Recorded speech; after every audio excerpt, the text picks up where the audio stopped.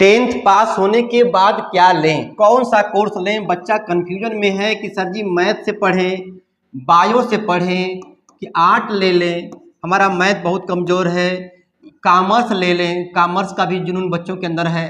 तो कहने का मतलब ये है कि क्यों लें। तो आइए चलो बात करते हैं 3-4 मिनट के अंदर मैं आपको ये पूरा समझा दूंगा, ठीक है। ताबड़तोड़, न कोर्ट न सुनवाई, रफा दफा तुरंत होता है मेरे भाई। देखिए मैथ में लेने से भाई क्या फ़ायदा होता है।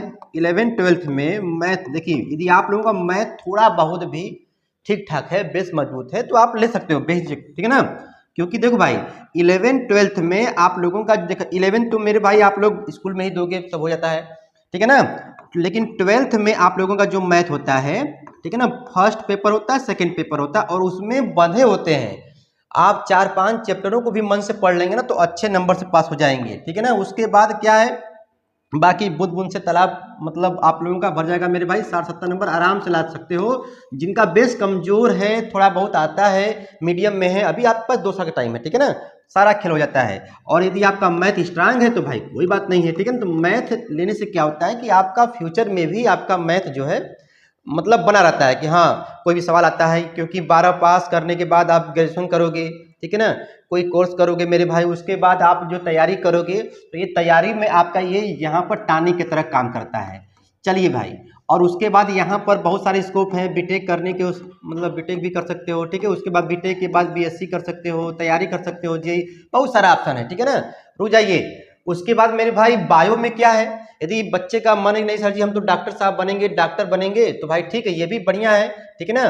तो जिनका मैथ से अलविदा लेने का मन है और बायो पढ़ने का है तो बायो भी बेस्ट ऑप्शन है, क्योंकि आपका बीएससी बायो से हो जाएगा, ठीक है ना। उसके बाद आपका एनएम जीएनएम बहुत सारा कोर्स होता है। डॉक्टर साहब बनने का सपना यहाँ पर पूरा होता है, ठीक है ना। पॉलिटेक्निक में भी फार्मा होता है, बहुत सारा मेरे भाई, ठीक है ना, आपका ये है।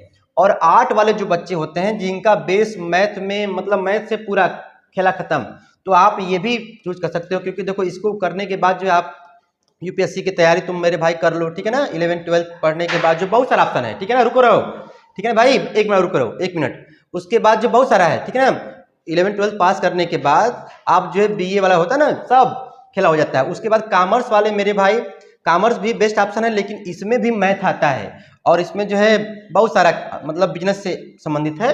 तो आपका, आपकी रुचि किसमें है, इंटरेस्ट किसमें है, उसके हिसाब से लीजिएगा। और ये नहीं कि किसी दोस्त के कहने पर, इनके कहने पर, उनके कहने पर ले लें, नहीं मेरे भाई, आगे क्या इसका स्कोप होगा, ठीक है ना। ये नहीं, कुछ लोग टीचर वैसे भी होते हैं कि कह देंगे कि बेटा ये ले लो, अब बाद में जो तुमको झेलना है, ठीक है ना। तो अपने हिसाब से यदि आपका मैथ में मतलब रुचि है तो मैथ ले लो भाई, ठीक है। मैथ में रुचि बिल्कुल नहीं है तो सीधे डाक जाओ बायोलॉजी पर, ठीक है ना।